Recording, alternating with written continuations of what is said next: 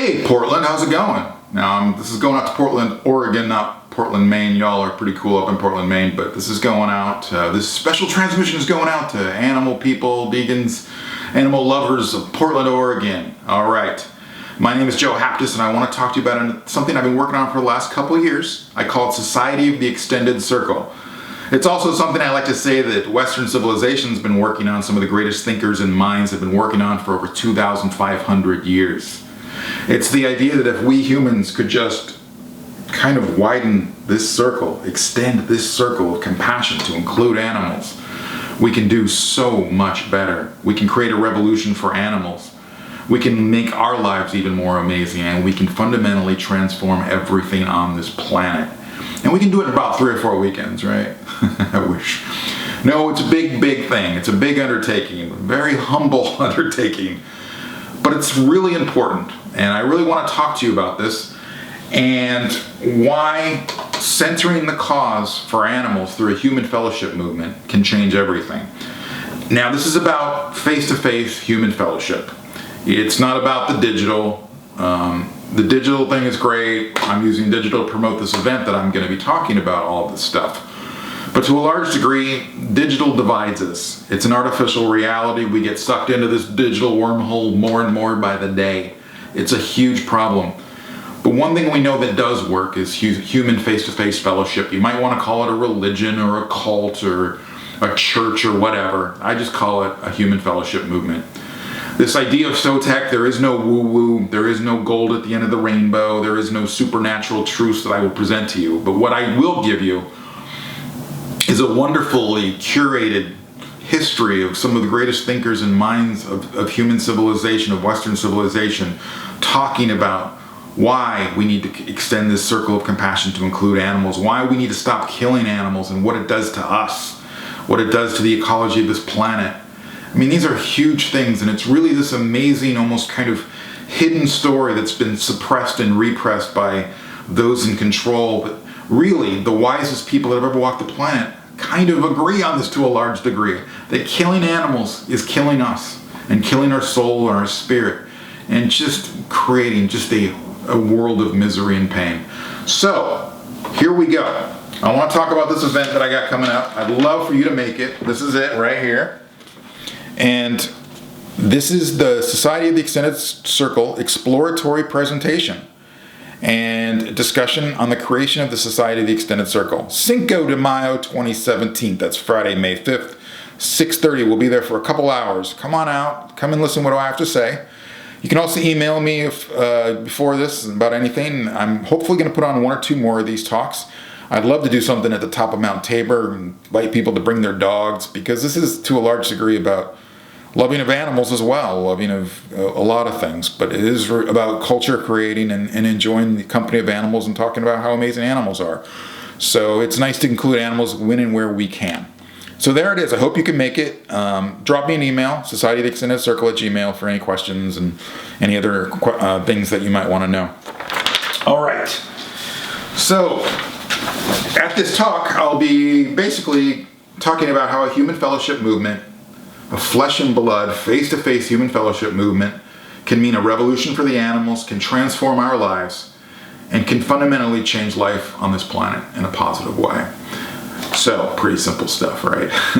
So within this talk, I'll be talking about how a voluntary fellowship society like SOTEC, Society of the Extended Circle, and its various roundtables, which is a key component, can be the best incubators for collaborative work, projects, mission-based businesses, animal advocacy, play, fun, friendship, events, building intentional communities, and living a more connected life. So this fellowship thing, the most key component of this is the idea of the roundtables in the extended circle. See that extended circle, roundtable? See what I'm doing there? So I've got 5 basic ideas for roundtables. I'll go through these really quick. There's lots of details to them, lots of ideas behind them, but one of them is just the basic fellowship roundtable. And that would be like the fellowship church services where we get together. Now, we're not talking about any supernatural truths or anything like that, but we're talking about our common bonds and celebration of animals, the beauty of animals, the philosophies, basic wisdom on how to live a better life as an individual, how to live a better life in a community, how we can do things better, how we can go out in the world and be an example and set an example for being positive role models and proof of concept for a better world. And that would include like work parties, for example, and helping out animal organizations, maybe feeding people, going to rest homes and talking to people, bringing dogs and vegan foods to rest homes to make people a little more happier about their life. So lots of ideas there within that roundtable. Another roundtable I call the creators and innovators, and that's how to build businesses and build organizations and put on events. I've got dozens of ideas around things that we can do within this kind of roundtable. Exciting stuff, building things bigger than ourselves. How exciting can that be? And another idea would be for a roundtable what I call the guild, and that's about life learning skills, how to garden, how to make bulk foods, emergency preparedness, how to fix things, build things, how to fix a flat on a bike, all kinds of awesome things where we can pool our own talents of expertise, how to make kombucha, dozens of ideas, how to make tofu, how to seitan, how to do all kinds of great stuff. And lots of ideas about that. And there's the idea that, you meet once in a while and you have a program. Okay, we're going to be doing this at this Guild Roundtable event right here. DIY, FYI kind of stuff, right? A couple other roundtable ideas. Out and about, nature, getting exercise, playing sports and games out in the great Pacific Northwest, going to the ocean, playing volleyball on the sand, going to the rainforest, learning about the rainforest, playing pickup basketball or soccer or foosball, or well, not foosball, wiffle ball, bombardment, dodgeball, is that what they call it?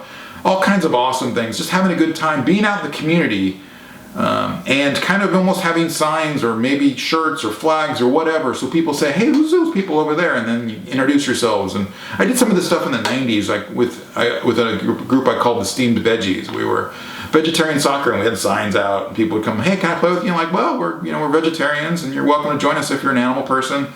So it's that kind of model was really interesting. And we met new people and brought people in and gave them access to pro-animal, pro-vegan culture in a positive way instead of a negative way.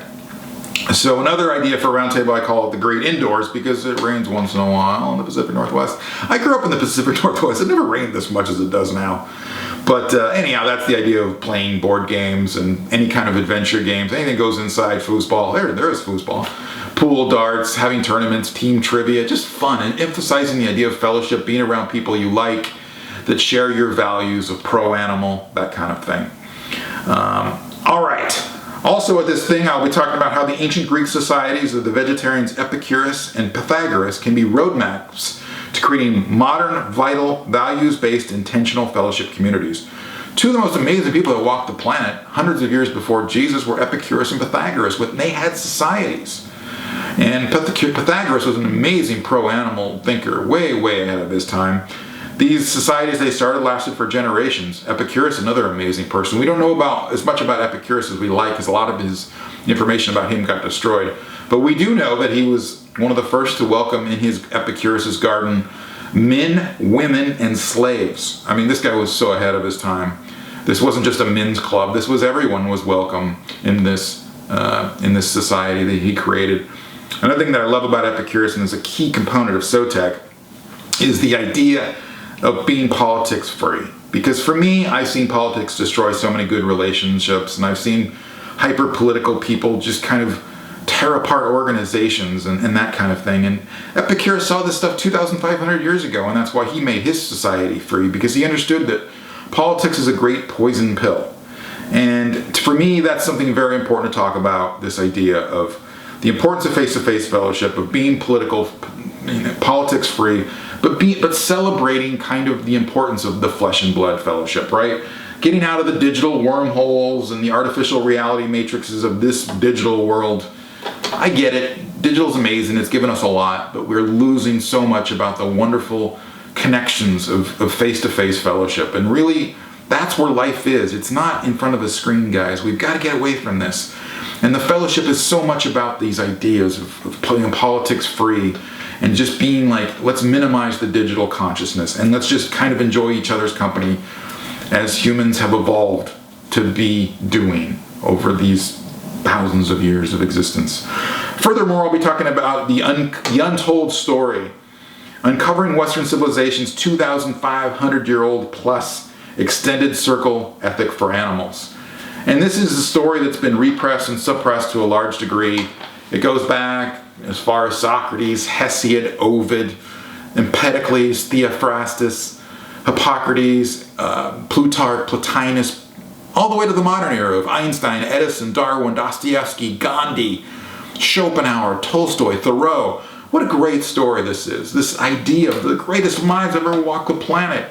It's the great untold story of compassion for animals, avoiding killing of animals, avoiding the eating of animals, understanding the great implications of this. Furthermore, in line with this idea and philosophy of the extended circle of compassion, the key philosophers and thinkers within this are Pythagoras, Epicurus, as I've mentioned, Albert Schweitzer, one of the greater minds that have ever walked the planet, Isaac Bashevis Singer, and Milan Kundera, who talks about the fundamental debacle, which is another key component of what I'm talking about here.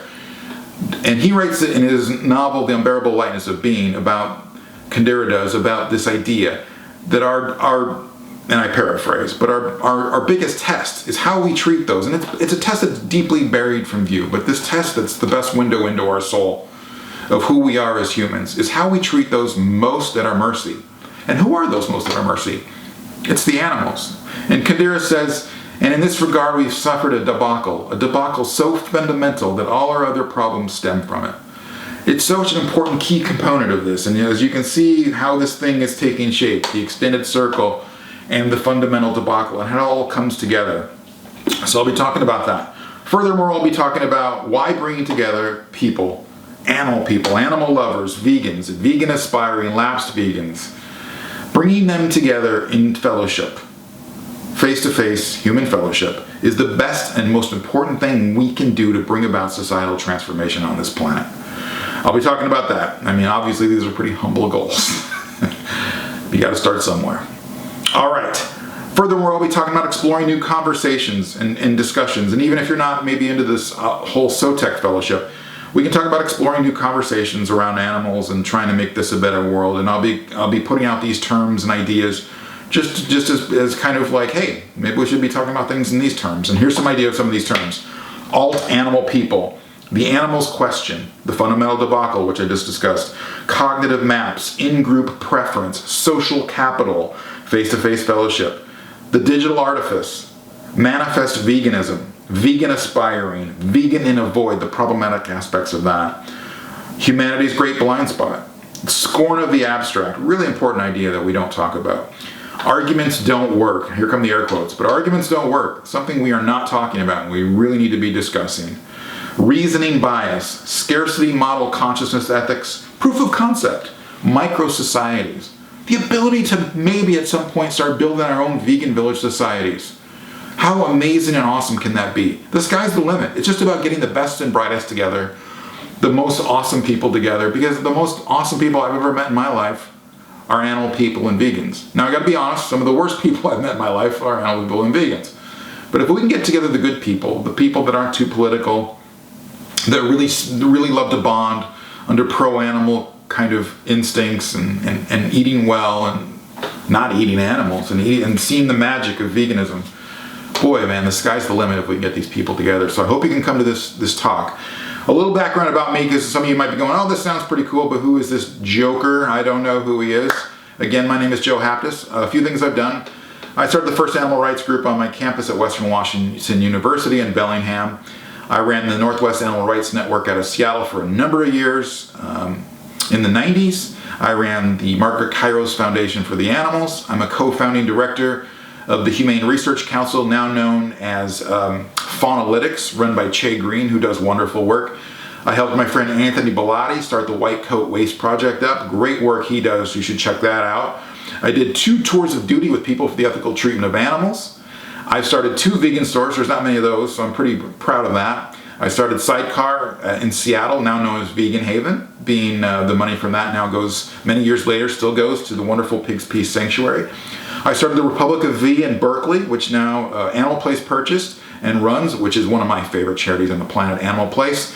I worked in drug policy reform in DC with the Marijuana Policy Project. I learned how the sausage is made.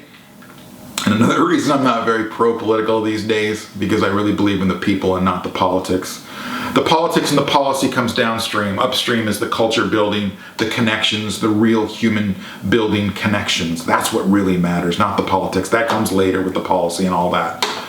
So that's a little bit about me. I worked on a couple state initiatives, pro-animal state initiatives that passed in Seattle. Worked on a successful circus ban in Redmond, Washington, an unsuccessful one in Seattle. The list goes on, and I'm very proud of what I've done. I've been involved in a lot of legal and not so legal stuff of getting animals out of situations.